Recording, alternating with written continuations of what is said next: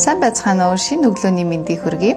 За өнөөдрийн та нартай зориулсан сэдв маш гоё сэдвүүдийн нэг. За энэ сэдв нь болохоор эмэгтэй энерги ба эрчүүд. Тэр дундаа эрчүүдийг хэрхэн яаж эмэгтэй энергиэрээ соронзон мэд татах вэ гэсэн гахалтай та нарт маань хэрэгтэй гоё хичээлээ ороход бэлэн болсон байна. Тэгээд юуны төрөнд энэ бидний эмэгтэй энерги бидний харилцаанд ялангуяа эрчүүдтэй харилцах харилцаанд маш чухал нөлөө үзүүлж идэг гэдгийг хэлье. Тэгээд багш нас бичижсэн шүү дээ. Ямар эмэгтэйд эрчүүд татагддаг вэ гэхээр мэдээж гаднаасаа хөөрхөн үзэсгэлэнтэй эрчүүд эмэгтэйчүүдэд эрчүүд дуртай, за боловсралтай, мэдлэгтэй одоо өөрийн гэсэн байр суурьтай эмэгтэйчүүдэд эрчүүд бас дуртай. Гэхдээ эмэгтэй энергитэй эмэгтэйлэг шин чанарыг өөртөө агуулсан бүсгүйчүүдэд хамгийн их соронзон мэд татагддаг гэж ингэж бичижсэн. Тэгэхээр энэ эмэгтэй энерги гэдэг нь өөрөө угаасаа гайхамшигтай. Яагаад вэ гэхээр бид нөгөө байгалийнхаа өгөгдөл рүү илүү ойртох тусмаа улам эмэгтэйлэг болж эрчүүд байглаасаа эрэгтэйлэг шин чанартай. Тэгээд эрэгтэй эмэгтэй хүмүүс гэдэг нэг зүйлийн хоёр тал гэж үзээд тэгээ эрэгтэй эмэгтэй хүмүүс хоёр туйл гэж үздэг. За тэгээд одоо хоёр өөр гэсэн өвөрмөц онцлогтой юм хүмүүс. Тэгээд энэ хүмүүс бие биесээ яг өөрт байхгүй тэр зүйлсийг хайдаг. Одоо бид нар эрчүүдээс гахалтай тийм зоригтой баатарлаг шин чанарыг нь хайж идэг тийм ээ. За эсвэл альва нэгэн зүйлд маш тийм том зургаар хардаг, өөрсдөө итгэлтэй нэг тийм одоо хероик гэдэг дээ эр хүн шиг тэр зан чанаруудыг бид нэр илүү эрэлхийлдэг юм шиг санагддаг. Та нар ч гэсэн өөрсдөө бодоод үзээрэй. Бүсгүйчүүдээс ер нь асуувал ямар эрчүүд дуртай вэ гэхээр цаанаасаа нэг юм эршүүд өөртөө итгэлтэй, за бас нэг гоё эрэгтэйлэг дуу хоолойтой гэдэг ч юм уу. Ийм эрчүүдэд эмэгтэйчүүд илүү ихээр татагддаг гэдэг нь бол харагддаг. Тэгэхээр бид нар одоо эсрэгээр нь бодож үзэх хэрэгтэй. Эрчүүдийн үед эмэгтэйчүүд тэр эрчүүдэд байхгүй шин чанаруудыг маш гахалтай агуулж ивэл тэрэнд нь эрчүүд илүү татагдана. Жишээ нь гоё уян зөөлөн сэтгэл, бас гоё зөөлөн хоолойны өнгө тийм ээ. За эсвэл одоо маш гоё эмэгтэйлэг ингэж хувцлах, өөрийгөө арчлан торддог тийм бүсгүйчүүд гэдэг юм уу. Тэгээд эрчүүд одоо өндөр өсгийтэй өмсдөггүй шүү дээ. Тэрнтэй тийм учраас эмэгтэйчүүд бид нар яг эрчүүдийн тэр хийдэггүй зүйлсийг илүү одоо өөрсдийнхөө давуу тал болгож яг төрлөх эмэгтэйлэг шин чанаруудаа илүү ингэж хөгжүүлж энэ энергиэс хэрэгснээрээ эрчүүд бид нар татагдж идэг. Энэ нууц нь эндэл оршиж идэг юм а гэсэн. Тэгэхээр одоо би та нартай зориулаад яг одоо энэ эрчүүдтэй харилцах харилцаан дээр эмэгтэй энергийг ер нь илүү яаж одоо тодтогч ажиллах вэ гэдэг тухай ярилцъя. За хамгийн нэгдүгээрт нь энэ эрчүүдтэй харилцах харилцаанд эрчүүдийг өөртөө татыг гэх юм бол та ерөнхийдөө гоё юм зүрх сэтгэлийн нээлттэй байх хэрэгтэй гэж үздэг. Openness гэдэг одоо нээлттэй байдал тийм ээ. Тэгэхээр аливаа нэгэн харилцаанд ингээд гоё нээлттэй өөрийнхөө үннээ хэлж чаддаг, өөрийнхөө мэдрэмжийг тухайн хүнтэйгээ хуваалцдаг тийм ээ. За дээрэс нь одоо тэр та хоёрын харилцаанд ямар нэгэн юм айдас байхгүй, эсвэл би бинийг ингээ шүүмжлээд байхгүй, аль болох өөрсдөр нь би бинийгээ байлгах үед энэ илүү одоо амжилттай болдог харилцаа. Тийм учраас одоо та бүгдийн манай хувьд ч гэсэн эр нөхөртөйгөө харилцахдаа, найз залуутайгаа харилцахдаа, ер нь эрэгтэй хүнтэй харилцахдаа ингэж гоё нээлттэй байх байдал, нээлттэй ийм байх юм бол тийм чин үннээсээ харилцдаг ийм байх юм бол эрчүүдийн сэтгэл маш их татагддаг юм байна. За хоёрдугаарт нь энэ receptivity гэдэг түрүүн өмнө би нэг эмэгтэй энергийн хичээл дээр бас хэлж исэн. Өөрөөр хэлэх юм бол эмэгтэй хүн бусдаас ялангуяа эрчүүдээс хайрыг, халамжийг, тусламжийг авахдаа бэлэн байвал бэлэн байвал энэ нь илүү эмгтээлэг байдаг. Одоо бид нар нөгөө зарим өсгөөчүүд би бүхнийг чадна гэсэн ийм хандлагатай байгаад байдаг. Би өөрөө мөнгө олчихно. Өөрөө надад хэний ч тусламж хэрэггүй. Би ингээд би даасан эмгтээ гэдэг ч юм уу. Эн чинь нөгөө эрэгтэйлэг шин чанар руу илүү ордог. Тэгэхээр энд одоо эмгтээ нэрэг дээр ялангуяа эрчүүдийг татахад биднэрт хамгийн чухал бас хэрэгцээтэй байж болох нэг чанар нь хүлээж авах чадвар гэж байгаа байхгүй. Receptivity буюу хүлээж авах чадвар. За хайрыг хүлээж ав, халамжийг хүлээж ав, тусламжийг хүлээж ав, зөвлөгөөг хүлээж ав. Тэгээ тэр хүлээж авах бүрт чинь эр хүн илүү их өөртөө итгэлтэй болоод дахиад тэр танд өгсөн зүйлээ улам ихээр өгөхийг хүсдэг энэ гахалтай нэгэн бас арга байна. За дараагийн нэг гоё зөвлөгөө нь болохоор эмэгтэй энергийн хувьд ер нь бид нар ийм яг эрчүүдтэй харилцаан дээрээ нууцлаг байх хэрэгтэй гэж үздэг. За яагаад вэ гэхээр бүх хөзрөө нэгэн зэрэг дэлгэх хэрэггүй байдаг гэж үздэг. Ер нь харилцаан дээр одоо та магадгүй нэг эр хүнтэй танилцаа тийм тодорхой нэг хугацаанд бүх хөзрөө дэлгэх шаардлагагүй гэж үздэг. Тодорхой нэгэн өөрийн гэсэн ийм хувийн орон зай, хувийн нууц тийм ийм зүйлстэй байх хэрэгтэй. Өөрийн гэсэн үнэт зүйлтэй байх хэрэгтэй. Тэгээд энэ одоо бүхий л цаг хугацаагаа эр нөхөртөө гэдэг юм уу эр хүнд зориулах шаардлагагүй байдаг. Харин тэд одоо өөрийн одоо байж болох бүх цаг хугацаанаас тодорхой нэг хэсгийг эр хүнд түүнээс ч илүүг өөртөө зарцуулсан цагта та илүү эмгтээлэг байдаг. Ойлгож байгааз. Тэгээ манай зарим өсгөөжүүдийн бас ингээд харахад анзаархад эрчүүдэд ингээд бүх байха цаг хугацаагаа зориулдаг, биеэ зориулдаг, сэтгэл зүйгээ зориулдаг тийм өөрийгөө ч хайрлах одоо цаг завгүй өөрийгөө байлгаж эр хүнийг хайрлана гэж байхгүй. Энэ болоор одоо бидний эмгтээлэг нэргээд тийм одоо таатай биш ээ. Нөгөө талдаа та энд өөрийгөө орхигдуулах хэрэггүй байдаг. Өөрийгөө орхигдуулсан үеэс эхлээд та эр хүний анхаарлыг ер нь татхаа болж эхэлж байгаа. Энийг эсэргээрээ болж байгаа. Бид нар өгөх тусмаа эмэгтэй хүмүүс одож халамжлал хайрлах юм бол гэд би ингээд энэ хүнийг өөртөө татаад байгаа юм байна. Эсэргээрээ хитрхийг өгөөд авах тусам тэр хүн ингээд биднээс холдож эхэлдэг. Тийм учраас энэ өгөх авахын тэнцвэрийг олох нь харилцаанд маш чухал. Нөгөө талдаа өөртөө гаргаж байгаа цагаас илүү битгий зарцуул. Энэ одоо бидэнд одоо та бүгдэд өгч байгаа бас маш чухал зөвлөгөө. Тэ?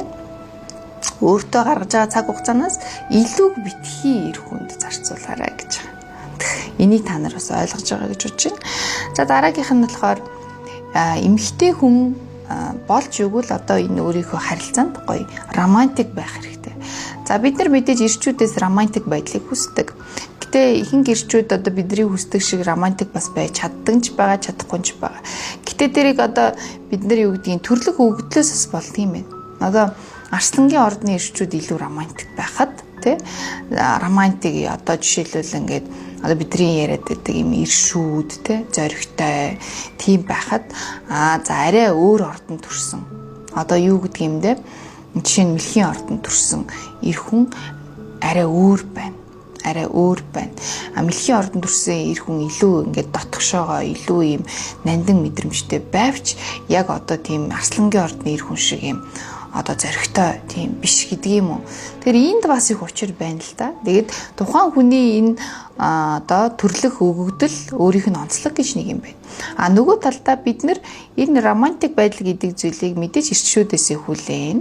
Гэхдээ гэр орондоо байгаа энэ орчиндоо эмэгтэй хүн романтик байдлыг илүү их өдөөгч романтик байдлыг санаачлагч нь эмэгтэй хүн байвал байх бас боломжтой байдаг. Энэ нэргээд бидний энэ эмэгтэйлэг энергиээс сэргийж авах маш тустай.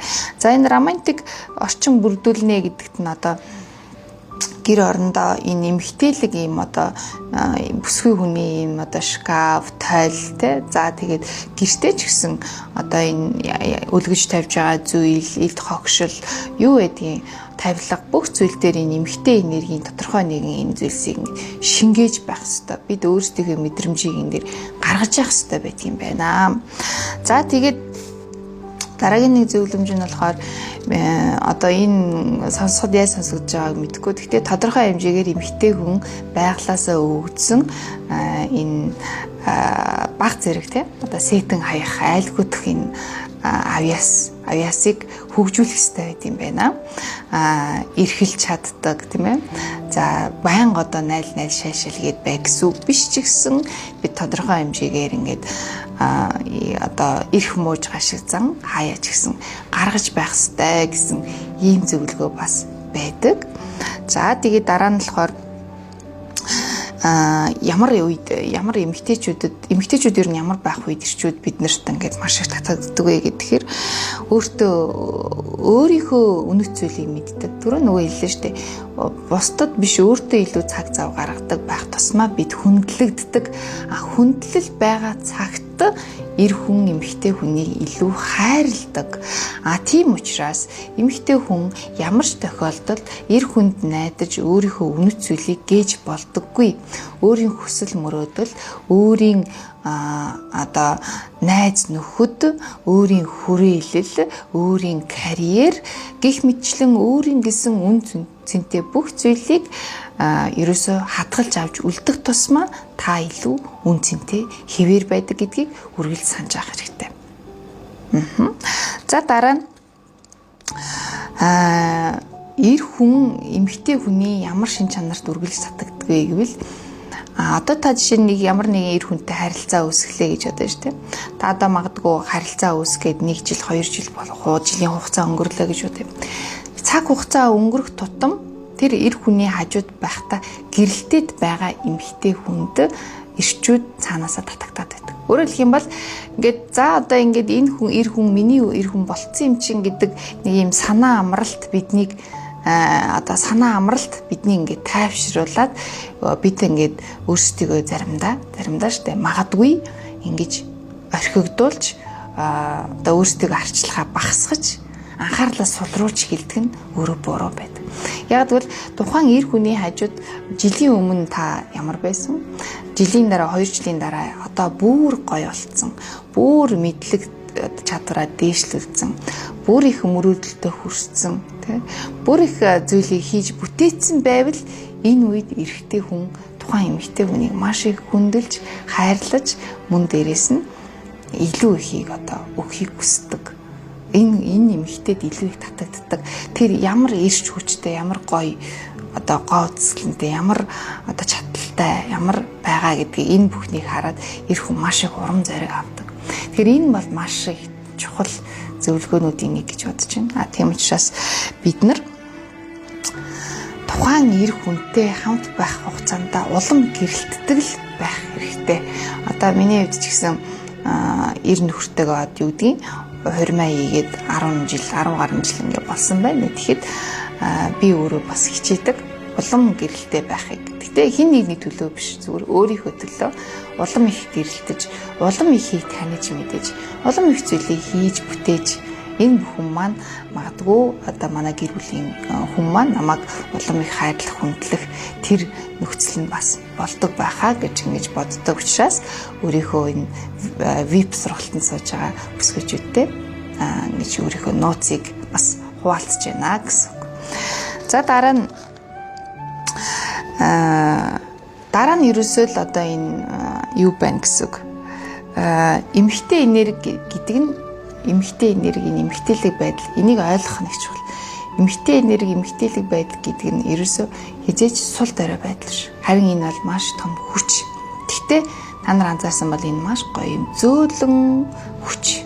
Тэгэхээр энэ хүч, энэ нууцыг бид мэддэг байгаад энэ бүгдийг амьдралдаа хэрэгжүүлэх аваас ирчүүд ганцхан одоо бидний найз залуу ганцхан эр нөхөрч биш, ажлын хамт олон донд эсвэл найз нөхдийн дунд зүгээр эргэн тойрон байгаа хүмүүс ирчүүд бүгдээрээ ингэж бидний энэ эргэн татагдчихэд тэр ерөөсөө буруу биш. А нөгөө талдаа ягаад бид нар мэдээж хэрэг ингээд нэг өөрийнхөө эр нөхөрт өөрийнхөө найз залууд ингээд нандин зүйлсээ хуваалцдаг. Бусад ирчүүдтэй бид нар заавал одоо өөрийнхөө үннийг хэлж нууцаа задалж эсвэл одоо илүү ингээд нандин харилцаагаа үүсгэх алавгүй. Гэхдээ бид энэ ертөнцид эмэгтэйчүүд бид бүгдээрээ эргэн тойронд байгаа бүхий л ирчүүдэд хайрыг мэдрүүлэх гэж энэ бас сонин үнцэг шүү. Би ерэн сүлээ тэгж бодсон. Годомжинд явж байгаа ингээд ирчүүдэд бид нар яагаад бас ингээд гоо үзэсгэлэн мэдрүүлж, хайрыг мэдрүүлж, зүгээр гоё энергитэйгээ байгаа гэж мэдрүүлж амьдарч болохгүй гэж. Тэр хүмүүс ч гэсэн хайрыг мэдэргэлтэй, тийм. Хүмүүс тэр бол ингээд тэр ирэх үнтэй ойртох гэсэн утгатай биш, харин эргэн тойрон байгаа. Тэгэд нэг юм анхлын цэцэг байдаг шүү дээ. Эргэн тойрон байгаа хүмүүс бүгдээрэнд нэг юм таата мэдрэмж төрүүлж амьдрах баяр баясгалан бэлгэлж яадаг. Тийм амхлын цэцэг яагаад бид байж болохгүй гэж гисэн гайхамшигтай зүйлийг та нартай хэлхийг хүссэн юм аа. За ингээд хамгийн сүүлийн энэ хичээлийн зөвлөмж одоо мэдээж таны мэдэх ёстой зүйл бол эрэгтэй эмэгтэй хүмүүс бид нэр дэлхийн харигтан гэж амьдарч байна шүү дээ. Ирчүүд эмэгтэйчүүд хоёулаа байгаа учраас дэлхийн ертөнцид тэнцвэртэй байдаг. Ирчүүдийн өөрийн гэсэн үүрэг зорилго маш чухал үүрэг зорилгууд байгаа энэ амьдралд. Эмэгтэйчүүд бидний маш чухал үүрэг зорилгууд энэ амьдралд байгаа. Тэгээд тийм учраас эрэгтэй хүмүүс өөрийнхөө хийх ёстой зүйлийг хийх ёстой зүйлс бүхнийг хийх. Эмэгтэйчүүд өөрсдийнхөө хийх ёстой бүхнийг хийх. Тэр үед энд ингээд амьдралын байгалийн тэнцвэр олддог. Өөрөөр хэлэх юм бол ирчүүдийн өмнөөр орж ирчүүдийн хийх ёстой зүйлсийг бити хийгээрэй. Харин эсрэгээрээ бидэнд эмэгтэй энерги сэргийхийн тулд хийх ёстой маш чухал алхмууд байгааг бид та бүхэндээ зааж өгсөн. Энэ бүгдийг хийж энэ дэлхийн гарагийн тэнцвэрийг олоход туслаарай гэж. За ингээд өнөөдрийн гайхалтай хичээл үгээр өндөрлөж байна. Яг энэ хичээлээс та нар маань маш их одоо зүйлийг сурч мэдэж авсан байх гэдэгт найдаж байна. Тэгээд энэ багшийнхаа хэлсэн зүйлсийг үргэлж бодож санаж ингэж яваарай. Ингээд та нартай амжилт хүсье. Хайртай шүү. Түр баяртай.